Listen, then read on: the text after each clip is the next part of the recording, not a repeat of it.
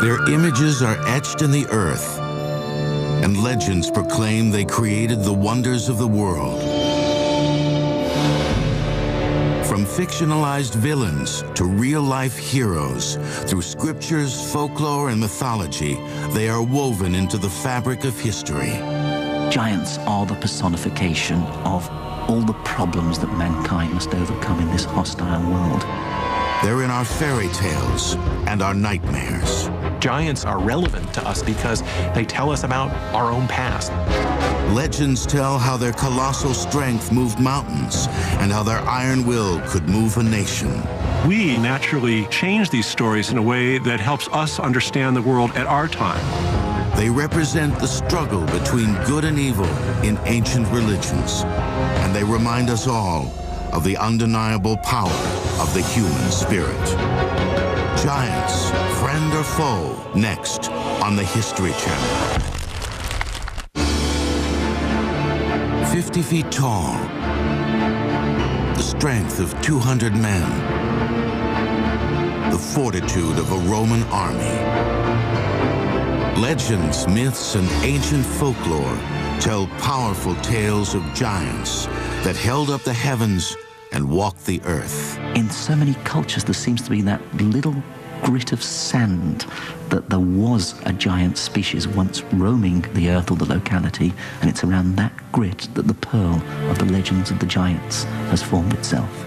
Regardless of race, region, religion, or age, every society has created legends about giants as a way to help explain the unknown. In cases where large formations are found or bones are discovered that can't be explained or giant footprints, it's very common to imagine a race of giants that walked the earth and left those remains. Giants also, I believe, represent dream figures, figures of the imagination, figures of nightmares. It's natural that out of those dreams come stories of giants. The origins of giant stories can be traced to the dawn of man. Nordic cultures were among the first to equate giants with the beginning of civilization. They were called frost giants, mammoth human-like creatures who were as tall as mountains. There is, in Norse mythology, a world of light and a world of mist. And the world of mist is very cold, and the mythology is that a warm wind blew up from the world of light, created clouds in the world of mist, and from that clouds, a breed of giants emerged, the so-called frost giants. The frost giants were particularly ferocious, but were also incredibly clever. They represent the forces of chaos. In a battle for superiority of the earth, the frost giants fought an army of Norse gods led by a warrior named Thor. Thor, son of Odin, led a number of campaigns against the giants into an area in which nothing could live except giants. To battle the frost giants, Thor wielded walls of thunder and bolts of lightning, the power that later became known as Thor's hammer. The threat of the frost giants and also of the lesser and more barbaric storm giants had been known for quite some time. And so the heroes were gathered together so that they could fight the giants. Thor, along with the other gods, fought a ferocious fight against the frost giants.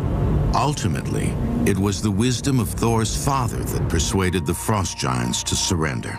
In the end, it was the extreme authority of Odin which finally sent them back into their darkness. But it was the Greeks and Romans, some of the world's first true storytellers, who created the types of giant legends that still exist today. There were gods like Hercules and Zeus, who often were depicted as being the size of 100 men. And there was a race of giants called the Titans, and a god named Atlas, who many believe held up the earth, but actually was doomed to forever hold up the sky. There is a figure by the name of Perseus who comes to try and defeat Atlas. Perseus takes the head of Medusa and shows it to Atlas, which turns him to stone, and as a result, that's where mountains come from. And with his strength, the strength of mountains, he's holding up the sky and the stars and the heavens.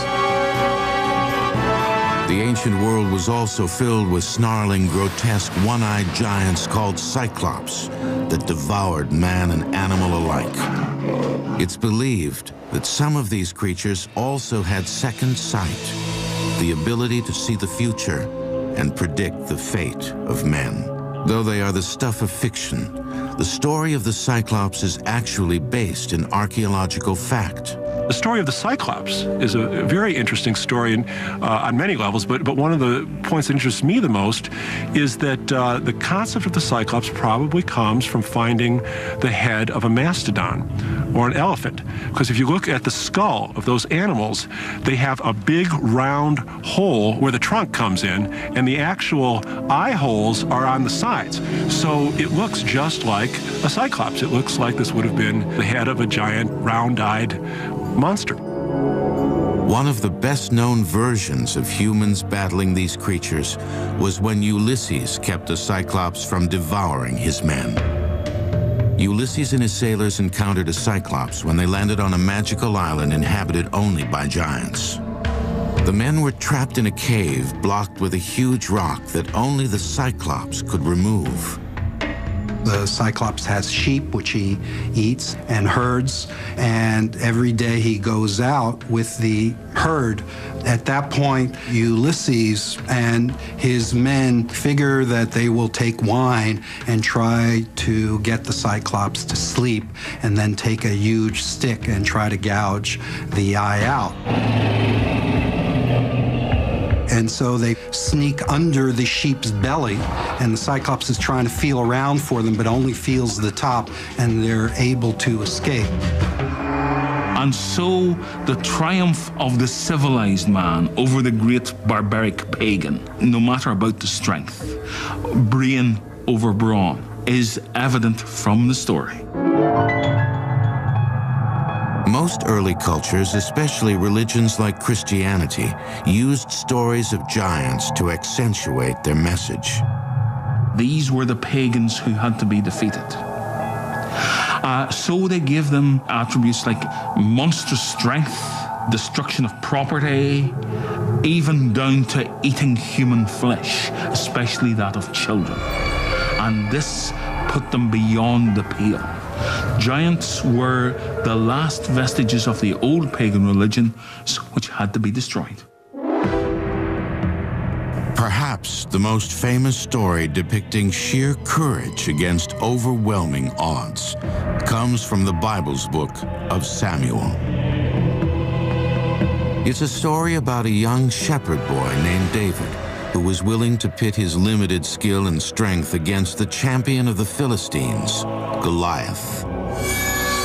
David and Goliath story actually for me is one of my childhood. It was part of our culture that we should have this image of some intelligent, small, underprivileged person who is going to go right out there and help everybody else to understand how to overcome adversity.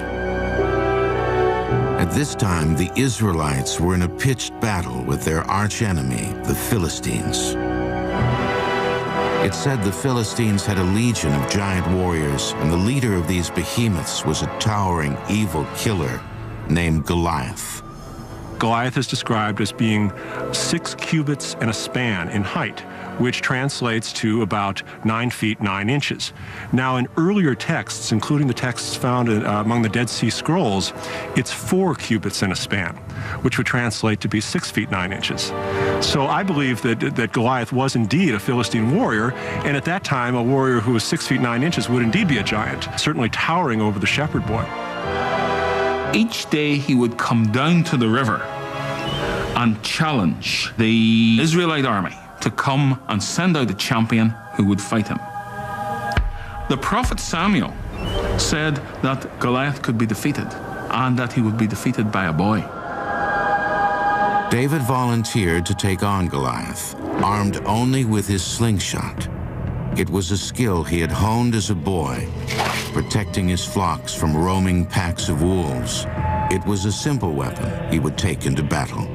The giant, in an arrogant moment, says, "Why have you sent this shepherd boy? I will eat him alive, and I will throw his carcass to the sheep." David took his sling and a few well-rounded pebbles. He swung and fired a stone, which caught Goliath in the middle of the head. It was enough to kill Goliath. In a final act of defiant victory, David placed his foot on Goliath's lifeless body and cut off his head. The victory so shocked the Philistines that they fled in disbelief that a mere shepherd boy could wield such a blow. It serves to demonstrate the victory of the children of God over the forces of paganism, and the forces of paganism embodied in a massive man, Goliath. The story also illustrates how the image of a giant can be used as a moral lesson to show how the meek can defeat seemingly insurmountable odds. We have here a story for people to gain courage from those, even though you might look the weakest, is to use your intellect, to use your courage, and to use a sense of pride to go forward and to take it on. At the heart of the David and Goliath story is the idea that it doesn't matter how big you are on the outside, it matters how big you are on the inside. And David was huge inside. He had a heart of courage, and he alone was not afraid to fight Goliath. There's another aspect that follows through of the popularity of this being told from parents to children, and that is that David, as the young, unpromising hero who's crude and inexperienced, is akin to children, and this is a coming-of-age moment proving himself and his manhood. Giant stories are plentiful in the Bible, and many times giants are seen as heroes, as in the case of St. Christopher, who once helped the Christ child cross a river. St. Christopher put the child on his back and started to cross the river. But as he was going through the river became deeper, the child became heavier, and the river became wider. Then, as all of these tribulations started to take part, he then decided, I can't allow a child to fall. I must carry on. So he carried on until at last he came to the other side, and the child became the vision of Christ. But giants were not just relegated to the land of morality tales in ancient religions. Over time, legends of giants grew to impact the culture of an entire nation. When the Celts arrived on these shores, they found the standing stones, the burial chambers, and they were so great that the Celtic imagination, the Celtic storytelling tradition, came to see that these must have been built by giants. You're watching Giants, Friend or Foe, on the History Channel. If there is one place on Earth that can lay claim to being the true land of giants, it is the British Isles. Celtic culture and history are filled with hundreds of references to the giant kind, both friend and foe. On a rolling field of yellow grass 2 hours southwest of London, multi-ton boulders make up an archaeological site of gargantuan importance. Stonehenge. The story that Stonehenge was built by giants belongs really to that very colourful weaver of tales, Geoffrey of Monmouth, the Welsh monk who in 1136 published his History of the Kings of Britain. According to Geoffrey of Monmouth, Stonehenge was originally in Ireland, and Utherpenn Dragon, the father of King Arthur, ordered Merlin to bring the stones from Ireland to Stonehenge to mark a burial place of several local chieftains and princes. Although some versions of the story say it was Merlin, others tell that it was a British king named Vortigern, who after defeating a race of English giants dispatched them to Ireland to retrieve a group of special stones. Off they went, and across the sea, they carried the great stones back. These were erected on Salisbury Plain by command of Vortigern himself, who said that Stonehenge would serve ever after as a marker to those brave followers of his who had died fighting the giant kind. And there it remains to this day. The last of this race of giants who are credited with building Stonehenge are Gog and Magog. The legend says they were defeated by the Romans and brought to England to protect the city of London. Today, statues of Gog and Magog still have a place of prominence in the old city's government building, the Guildhall. The statues themselves have a storied past. They were destroyed during the Great Fire of London in 1666. They were rebuilt but destroyed again in 1940 during the German blitzkrieg of the city.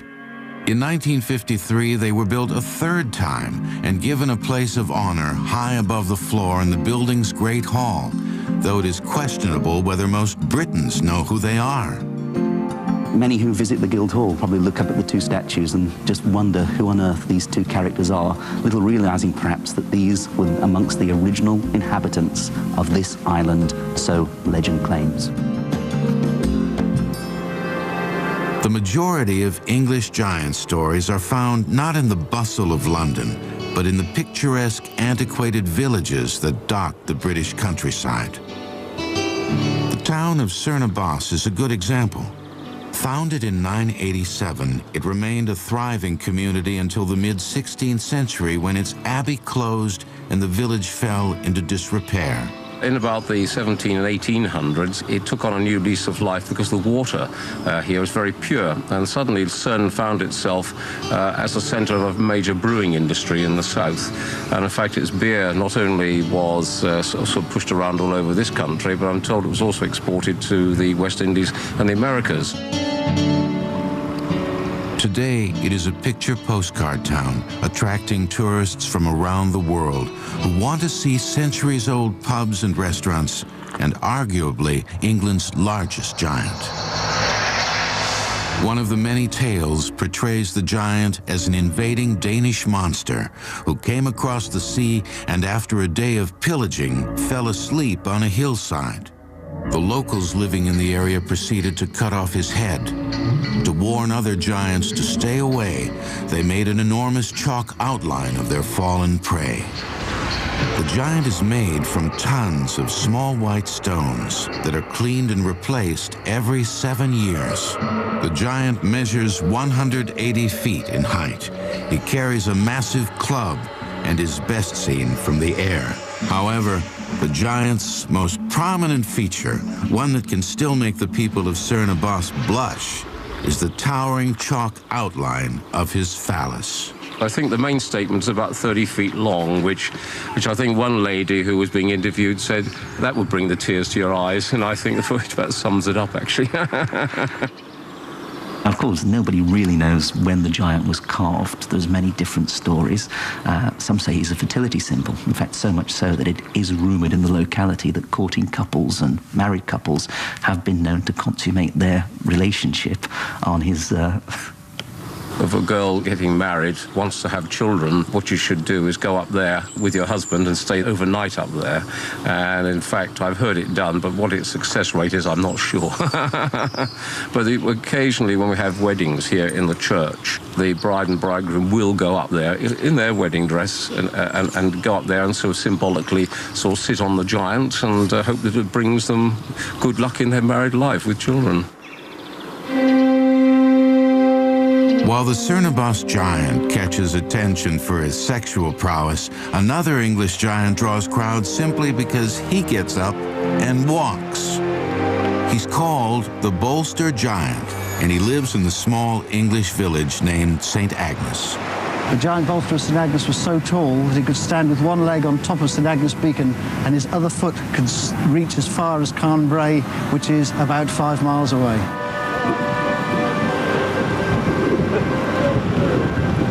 Every May, The people of the town bring out the effigy of the giant and parade him along the towering cliffs above the sea, a place where the locals say they see the face of the giant on the side of mountains.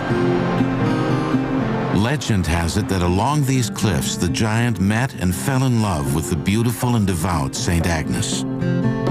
Now, the fact that the giant had a wife mattered not, because giants were considered to be incredibly lustful. That was one of their attributes. And so he became infatuated with the blessed St. Agnes and asked her to marry him, or asked her to live with him in any case. Now, she, being a virtuous Christian lady, refused, but the giant was nothing if not persistent. And so he tormented her daily, sending her gifts of dead animals. I could think of better gifts, but remember that this is a rather stupid giant. She knew that he was terrifying the whole of the village, that somehow or other the village had to get rid of him, so she agreed to marry him on one condition, that he filled her well with his blood. And the stupid giant believed her, and slashed his wrist and allowed blood to fall into the hole. Gradually, the giant bled to death, which shows a triumph of virtuous Christianity over the stupid paganism, if you like. The story has been told in St. Agnes for at least 400 years. It's believed it was started during a time when the Catholic Church was doing everything it could to demonize other religions. One of the interesting things about the early church is that, of course, the church is trying to stamp out the Celtic faith, the Celtic religion. And the way it's doing it is to assimilate that Celtic religion into its own religion. So Celtic giants effectively then become demonized. So the church will create demons where the Celts saw a giant, the church sees the devil. Where the Celts made a rock formation the work of giants, as far as the church is concerned, it's the work of devils. So effectively the devil is becoming, if you like, the giant of the Christian religion. And yet, so strong is this folklore that it's still circulating. For the townspeople of St. Agnes today, their Goliath is a vivid reminder of nature's dark side, which must be conquered. He represents anarchy. Essentially, he comes from the ground and he is tamed. So he's the wilder spirit, the wilder element of us. So he's disorder, but we love him. The Bolster giant is well known along the shores of Cornwall, but his notorious antics pale in comparison to another nearby giant named Cormoran. Cormoran, the ferocious giant, used to live on the mount, and each night he would come striding across the bay to pillage and plunder the local households. He would kill the cattle, kill the sheep, rob the crops. He was the terror of the neighborhood. Legend says Cormoran's reign of terror continued until one boy decided he'd had enough.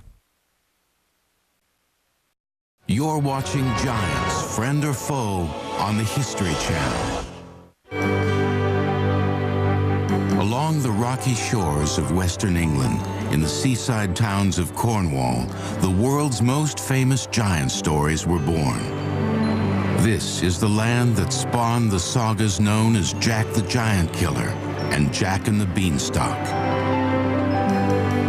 As with most folklore, the tales were attempts by locals to make sense of their world by creating stories of danger, morality, and religious symbolism. Talking about Jack the Giant Killer, there are actually many traditions that come together. There is a reference to biblical legend with David using trickery to outwit the giant, and you see this in the Jack the Giant Killer. There's also this idea of the young lad, the name Jack from nursery rhymes, Jack and Jill. Many folklorists assert it comes from the idea of Jack being a youthful figure. The stories also tried to make sense of the area's raw natural beauty and physical hazards.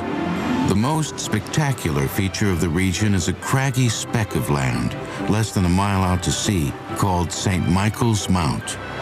Well, we're in the southwest of the country. We're in Cornwall, the magical land of giants, on a boulder-strewn shoreline, standing next to the causeway that leads to the magical St. Michael's Mount. It truly puts it into perspective, for as you can see, it would take a giant of a man to be able to stride from the island onto the mainland.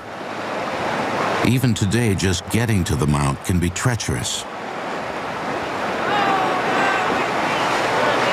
Ocean tides play tricks with visitors, quickly and quietly swallowing the stone path that connects the island with the mainland. When the tide's in, you'd have to be a giant to get over there. It's said that St. Michael's Mount was built by a giant named Cormoran, who entrusted his wife Cormelia to build it with the finest white quartz rock she could find. Cormelia got exhausted with this daily trek to find these perfect stones, and one day as she trekked out, found a piece of ordinary green stone and thought that would do. So come striding back towards the island she did, and Cormoran, seeing her approach with an inferior product, was so angered he stepped out to the bay and gave her a hefty kick, causing her to drop the rock here on the approach to the causeway. It's said that 600 years ago, people were tormented by the ruthless Cormoran, who, along with his brothers, lived in the towering castle on the mount. Cormoran was the bane of the territory. He'd wade across to the mainland every night. He would kill cattle, sheep. He would take the produce from the farms and then go back to his rocky lair on St. Michael's Mount. One day, a teenage farm boy decided he and his family had been terrorized enough. If the town's leaders could not kill the giant, he would. The boy's name was Jack. There are several versions of how Jack attacked the giant. One story has him hiding in Cormoran's shoe and riding back to the castle to discover the treasure trove of riches the giant and his brothers had amassed. It was rumored that the giants were incredibly wealthy. Being long-lived and incredibly old, they had amassed great fortunes through their wickedness and paganism. This was lying in the vaults of their castle, and Jack was determined to see what was in there. After the giants fell asleep, Jack crawled out of Cormoran's shoe and moved up the giant's shirt. The giant stirred, and he said, "Who is climbing inside my shirt?" To which Jack replied, "Go back to sleep, it is only a fly crossing your chest." And the giant lay back and closed his eyes. Jack produced a large knife and cut the giant's throat.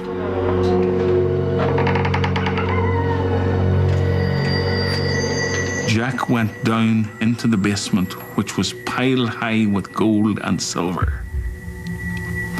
And Jack and his family never had to worry about inflation again.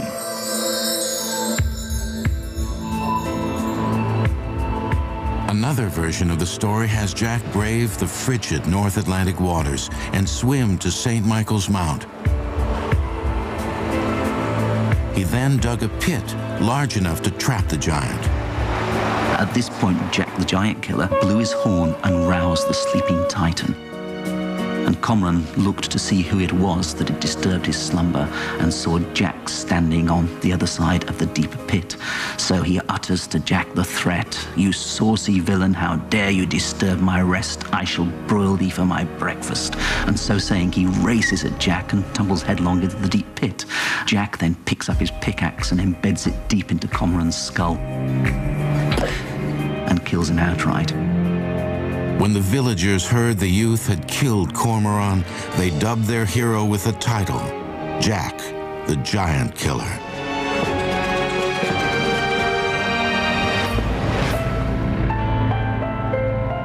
The tales can be traced to the 15th century, a time when the world was rife with religious turmoil. Once again, stories of evil, immoral, pagan-like giants helped church leaders cast a shadow of wickedness on those who opposed them. But young Jack's exploits did not end with his victory at St. Michael's Mount. Storytellers of the time put his character to good use. First of all, he becomes the trusted servant of King Arthur's son, kills several more giants in that guise, and is then able to trick one giant out of a very useful weapon, the Cloak of Invisibility. In fact, King Arthur, by this stage, is so pleased with Jack's giant-killing exploits that he makes him a Knight of the Round Table and gives him the task of ridding Wales of the many giants that are terrorizing the kingdom of Wales. Jack was given the task of killing a particularly nasty, two-headed giant named Thundel. Thundel might not be able to see Jack thanks to Jack wearing the Cloak of Invisibility, but he can certainly smell him, and thus it is from his lips are first issued perhaps what is the best known utterance of the entire saga. Fi, fi, fo, fum. I smell the blood of an Englishman. Be he alive or be he dead, I'll grind his bones to make my bread. Unfortunately, Thundel is easily outwitted by Jack, who lures him onto a drawbridge that he's booby-trapped, and consequently Thundel crashes through the drawbridge and Jack promptly decapitates him. Regardless of the version, one thing that is constant in the early variations of the Jack story is violence. Jack is always an outmatched youth who uses his wits to cut the throat of his enemy or chop off his head. This theme that is found in earlier tales where they were meant for adults as well as for children poses the giant as carnivorous or cannibalistic. They want to not only defeat us, but they want to devour us. And there are other variations of this as well in other stories. The Jack figure lodges with the giant, and the giant says, "Though you will lodge with me tonight, you will not live to see the morning light. I will bash your brains with my club outright." But during the 19th century Victorian era, the character of Jack the Giant Killer suddenly changed. The British printing industry began churning out children's books, and it was impossible for publishers to tell tales with so much violence. The traditional Jack the Giant Killer is effectively a psychopath, a vicious thug embedding his pickaxe into giants' heads, decapitating giants. By Victorian times, the giant stories have settled into the domain of children's literature. Jack was no longer a noble giant killer with King Arthur's court. Instead, he became a Victorian version of a teenage slacker, complete with the repressed sexual themes of the times. This tale is perhaps the most famous giant story in the world, Jack and the Beanstalk. The traditional Jack and the Beanstalk story, of course, has Jack as a lazy gopher and idler, and his mother is always nagging him to go out and do better. And, of course, they are a very poverty-stricken household. It all begins with a cow that no longer can give milk. Jack's mother tells her son to take the cow into town and sell it at the market. There's a lot of speculation about the reason why the cow is being sold is because it no longer has milk. So it's this maternal symbol, and Jack needs to break away from the mother at the same time he wants the approval of the mother. Jack, of course, is very easily taken in by what might well be called a con man at the market. And the man says, well, I'll take the cow, but all I have is these beans, but they're magical beans. So Jack happily accepts the magical beans. When Jack's mother discovered what her son had done, she scolded him for being so foolish. She threw the beans and they took root in the rich soil next to a stream.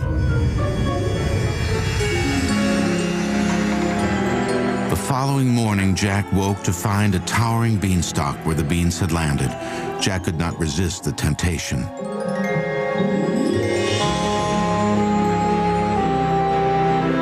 The great psychologist Bruno Bettelheim, in his book The Uses of Enchantment, offers a very detailed and elaborate what I would call a Freudian analysis of the story, emphasizing the idea that it's about a boy breaking away from his mother and moving into sexuality as an adult male. And of course, the concept is the cow no longer gives the milk. You know, the mother doesn't give the milk. The boy has these erotic dreams. He wakes up and finds this phallic beanstalk climbing to the sky. Cautiously, Jack climbed the stalk's gnarly trunk into the clouds, where he found the kingdom of a giant.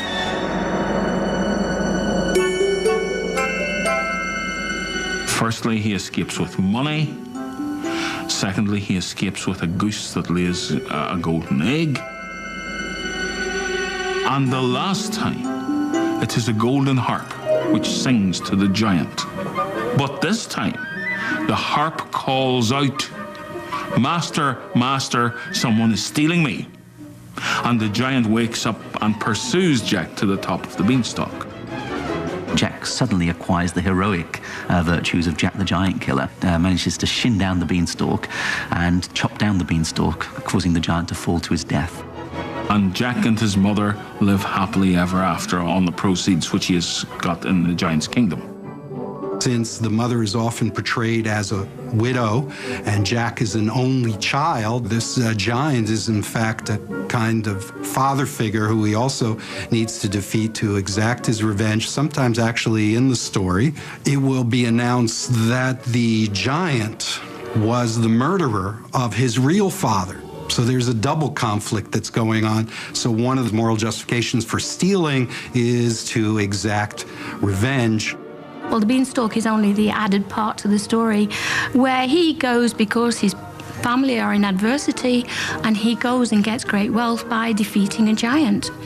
And what could be a better story for a child? Overcoming adversity and keep going, keep at it, and in the end you'll be successful. I think there's also a simpler, even deeper meaning to the story, and that goes back to a basic human desire to climb to the heavens and discover great beings. Created on the British Isle, Jack and the Beanstalk remains one of the most famous giant stories of all time. But on a nearby shore, a tall tale of another renowned giant remains an important part of Irish heritage, the legend of Finn McCool. They said he was as strong as a lion. When he was in bad temper, he stamped his feet and you had an earthquake around the whole of Ireland. But it's the question of how this unusual formation of rocks on the edge of the North Atlantic was created that has the Irish asking, could it have been built by their beloved giant, Finn McCool? You're watching Giants, Friend or Foe, on the History Channel. Since the beginning of time, people have struggled to find ways to explain the creation of massive, larger-than-life natural phenomenon. Before the benefit of modern science, the answer most often agreed upon could be summed up in one word: giants. When early men began to view great boulders, great stones, great circles, which had been left either by previous peoples or by glacial action, they began to wonder how these sort of things could have come about. The answer for them, as a means of explanation, was that they could only have been carried there by giants. Giants are so often associated with rocks and mountains. It's easy to look up at the mountains around us and imagine that these are giants who have been frozen in time for some reason, whether they're evil, whether it's magic, or whether they're just the remains of the old ones who once walked the earth. But in the mystical land of Ireland, giants are not just relegated to the realm of simplistic folklore. One of the best-known Irish giant stories was written during a time of British domination over the Emerald Isle in the early 18th century by a young man studying to be a cleric. The author's name was Jonathan Swift. The story he wrote was Gulliver's Travels. Gulliver's Travels is actually a satire in which a giant appears. The giant is, of course, Lemuel Gulliver, who is an ordinary seaman, who is shipwrecked on the shores of a country of pygmies. The country is Lilliput. Finding Gulliver on their shores, they are immediately taken with his size. There are all kinds of escapades that are involved where Gulliver ends up having to help the Lilliputans. One of the ones that I think people tend to remember is where there's a great palace fire and Gulliver ends up urinating on the palace in order to save it and therefore bond himself to the Lilliputans. And there's this uneasy relationship with him as benefactor, as well as the same time being treated as a kind of king, which he doesn't want to be. The Lilliputians saw this giant not as a scientific curiosity, but as a weapon they could use to wage war against their enemy. Swift was playing on the old confrontational notion of the giants, which is innate in every one of us, where the big man will dominate, whether he is big physically or whether he is big politically. And so what you're getting is a sort of allegory of politics. And the giant becomes the symbol of a corrupt political system being used towards an end, which is what Swift was actually talking about. What many people don't realize is that there's a postscript to that the voyage that follows is in fact to America, where Gulliver is smaller than the people he encounters. So suddenly he is the dwarf compared to the giants. And in many ways, this may be a prophecy of things to come because he sees the great power of this breed of giants on the American soil and imagines, in fact, that they're likely to defeat English manners and their arrogance.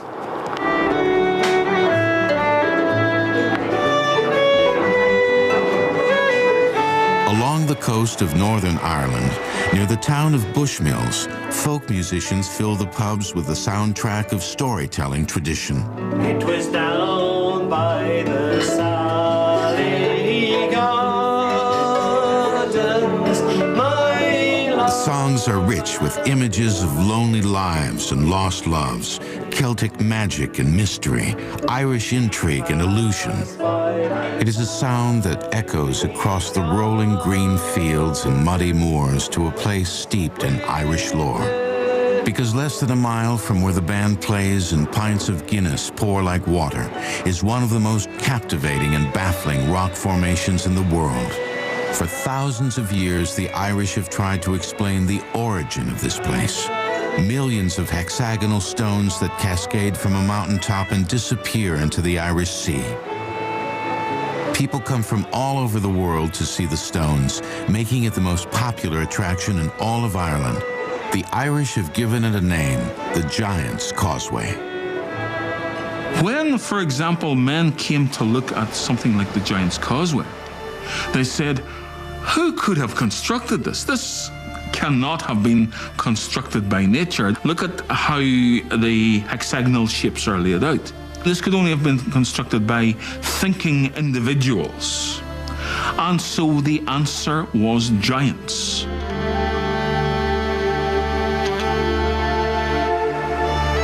The scientific explanation is the stones at the Giant's Causeway were made by a volcanic eruption millions of years ago.